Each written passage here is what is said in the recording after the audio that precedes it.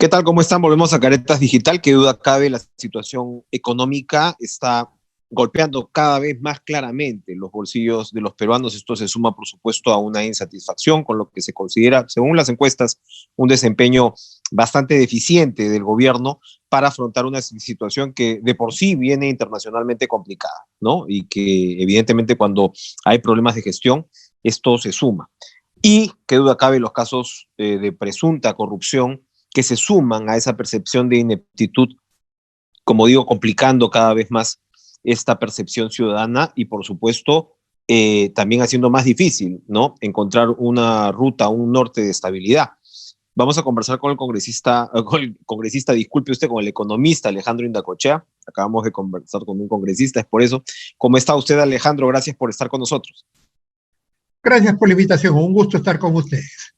Antes por supuesto, usted siempre tiene ideas y puntos muy interesantes para tocar, pero yo quería llamarle la atención sobre el tema de la gasolina, ¿no? Hoy se está pasando un paro de transportes que al final ha sido, ¿no?, morigerado, pero de todas maneras está esta presión de parte de los transportistas y de los ciudadanos. Cuando uno revisa el galón a 25 soles, que es el promedio del precio internacional de lo que se está encontrando para el Perú, ¿no?, uno ve que otra vez, ¿no?, que la gasolina peruana es de las más caras de la región. Colombia es muchísimo menos. Chile, que es un país pues bastante caro, está alrededor de los $5, un poquito más. Y ni qué decir de Bolivia o Venezuela, que son economías pues mucho más estatizadas y controladas. Pero uno ve que en un caso como el de Colombia, se aplica de todas maneras con bastante, digamos, agresividad los fondos de estabilización para que se golpee menos, en todo caso, a la ciudadanía, al consumidor. ¿Qué nos está pasando en el Perú? Esta es una discusión que, por supuesto, viene de mucho tiempo atrás, que tiene que ver con la ley de la oferta y la demanda, pero claramente somos de los más castigados en el continente con el precio. Mira, acá vamos por partes. Primero, el Perú, tú sabes que es importador de petróleo. Nosotros consumimos cada día 250,000 barriles diarios de petróleo y escasamente llegamos a 40,000 barriles por día. O sea, tenemos que importar más de 200,000 barriles al precio del mercado internacional. A raíz de la invasión rusa a Ucrania, sabemos el problema que hay con el precio del petróleo, que algunos analistas, Bloomberg estima que esto todavía va a continuar en su vida. Hay una gran interrogante. Entonces, lo primero, tenemos que ser muy transparentes con la población. No engañar a la población indicándole que cuando entre a la refinería de Talara va a bajar el precio del petróleo. Eso no tiene sentido. O culpando. Acá, una vez que tenemos la situación transparente y bien clara para la población, explicándole el efecto de lo que significa traer ese petróleo al precio del mercado internacional, tenemos que ver cómo compensamos, no con un subsidio abierto, indiscriminado, que es lo que se está haciendo, sino el subsidio tiene que ser mucho más focalizado, dirigido con cupones a quienes realmente lo necesitan. Con un fondo de estabilización, evidentemente en algo se compensa, pero esto no va a ser sostenible si continúa el aumento de petróleo. ¿Y por qué tenemos la gasolina más cara del continente? Porque evidentemente Petroperú está haciendo caja para subsidiar el elefante blanco, que es la refinería de Talara. Una refinería que nos está costando 6,000 millones de dólares para un país que no tiene petróleo que refinar. Y escasamente una refinería de 90,000 barriles diarios de petróleo que procesa, que es sumamente cara. Esto tiene que ser investigado también a futuro. O sea, en otras palabras, lo que estamos haciendo es pagar la ineficiencia y corrupción que se ha suscitado en Petroperú. Pero o sea, cómo, digamos, el precio al consumidor es castigado por Talara? Por favor, explíquenos la vinculación. Por los gigantescos costos de Talara, ya sabemos, son más de 5,000 millones de dólares. Porque evidentemente parte de ese dinero, el principal operador, digamos, es Petroperú, y va dinero para la caja de ellos, ¿no? Para la caja del Estado. Porque, perdone, Alejandro, Chile tampoco es productor, pero la gasolina está bastante más barata que acá. Digo, estoy buscando los ejemplos más cercanos, ¿no? Que se habla pues de alrededor de $5. Ya no digamos Colombia, que sí es productor y que además tiene un fondo de estabilización muy fuerte, que está en menos de la mitad de lo que es la gasolina del Perú. Cuando estamos hablando ya de un galón de casi 30 soles, pues eso es gasolina para el fuego del descontento social, ¿no? Lamentablemente, bueno, Chile no tiene un Petroperú, pues. A pesar de tener una empresa pública, en la refinería de petróleo, no tiene los desmanes que ha sucedido acá en Petroperú, ¿no? Que todos sabemos, ¿no? Unidos en una corrupción e ineficiencia, que está en investigación de la Fiscalía, ¿no? Bien, ahora, todos estamos sí. avalando incluso la deuda de Petroperú para el exterior, ¿no? 600 millones de dólares que entra el gobierno a avalar el mal manejo de Petroperú, ¿no? ¿Cómo completa usted la impresión sobre la economía ahora mismo? ¿No? O sea, acaba de salir esta encuesta de Ipsos sobre percepción de progreso, es la peor en realidad de los últimos 20 y pico de años. Tenemos esta presión inflacionaria que no cesa, ¿no? Y bueno, usted acaba de mencionar las consecuencias de la guerra entre Rusia y Ucrania. Y evidentemente, remato, ¿no? Todos estos índices de percepción local muy desgastados, ¿no? O sea, mucho pesimismo en el sector económico. ¿Cómo tenemos qué economía es la que tenemos al frente? ¿Cómo realmente puede afectarnos más todavía? Bueno, tenemos la tormenta perfecta, ¿no? O sea, unido al problema de la pandemia, el problema de la invasión rusa a Ucrania y la inestabilidad política con las denuncias permanentes, ¿no? Sobre corrupción y mal manejo, ¿no? Evidentemente, ¿esto a qué lleva? A que directamente pues haya un compás de espera en la economía. El Banco Central estima que el crecimiento va a ser cero para el próximo año. Inversión privada no hay al contrario desinversión. El gobierno no entiende que la inversión privada no se mueve con palabras, con falsos mensajes. La inversión privada se mueve a base de credibilidad, confianza, y es la base para que se genere empleo y mejoren los ingresos. Esto es populismo. Mi impresión es que evidentemente este gobierno no tiene visos para poder continuar, para terminar.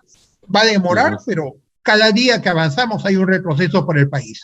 En este momento, en los 10 meses que tiene el gobierno del señor Castillo, yo diría que ya hemos retrocedido prácticamente una década en el país perdida.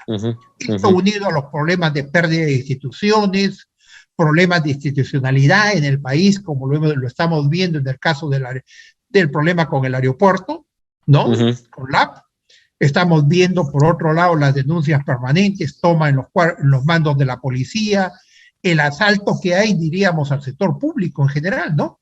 Entonces, esto complica evidentemente el panorama, ¿no?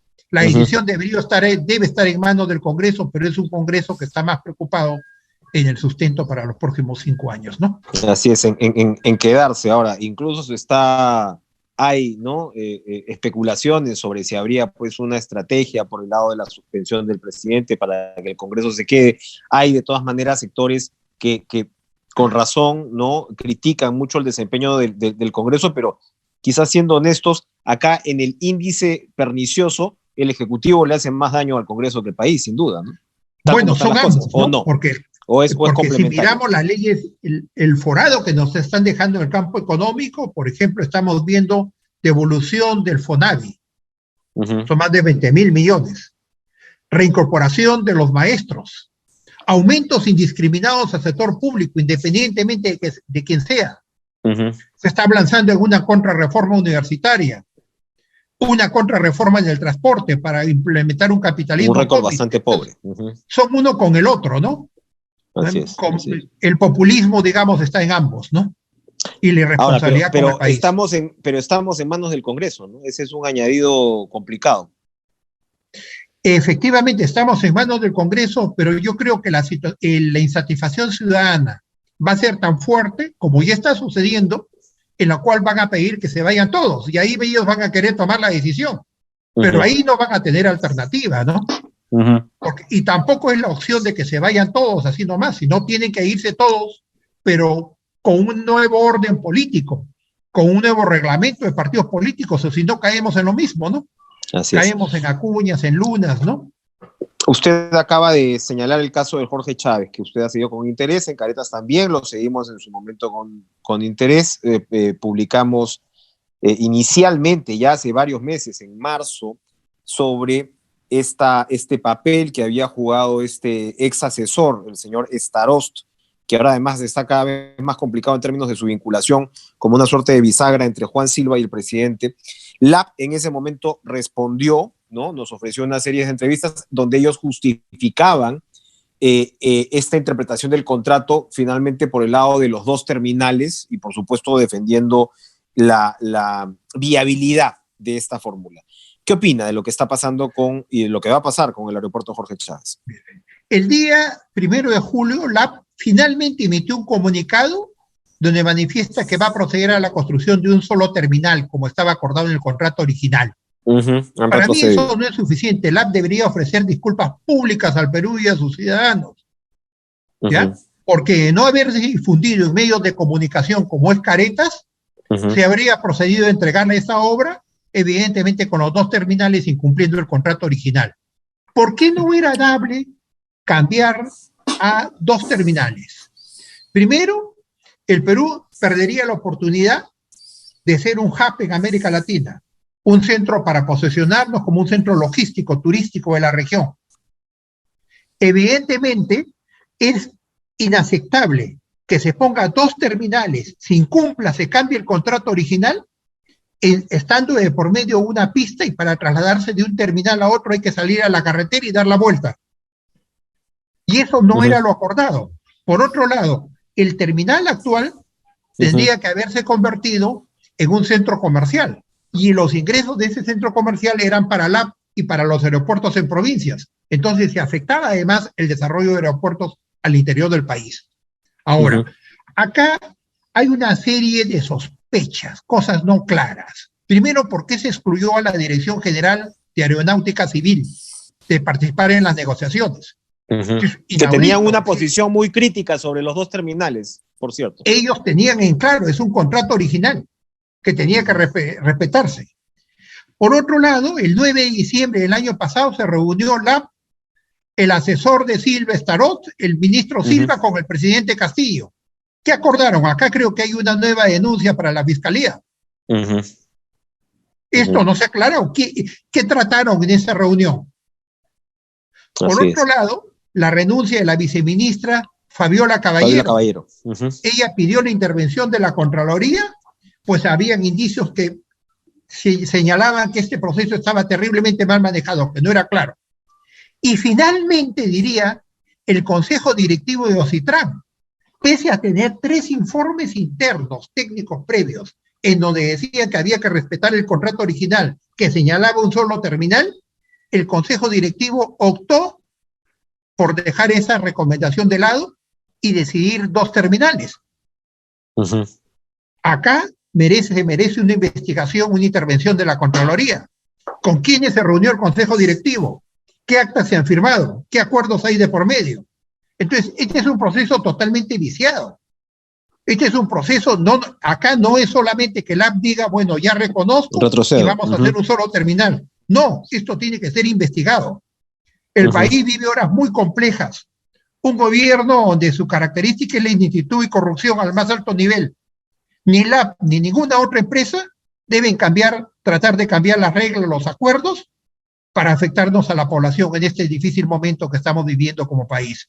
Más aún, una sorpresa es que el consorcio tiene un 15% de participación del Banco Mundial. Habría que preguntar al Banco Mundial en sus prácticas de gobierno corporativo si está enterado de lo que ha sucedido con la app acá en el país. Sin duda, o sea, ¿no? Para mí los hechos no son simplemente que diga, ok, vamos a respetar el contrato original. Eso había que respetarlo de partida, no había otra interpretación. Acá hay una serie de indicios que llevan a un proceso pues, cuestionable, ¿no?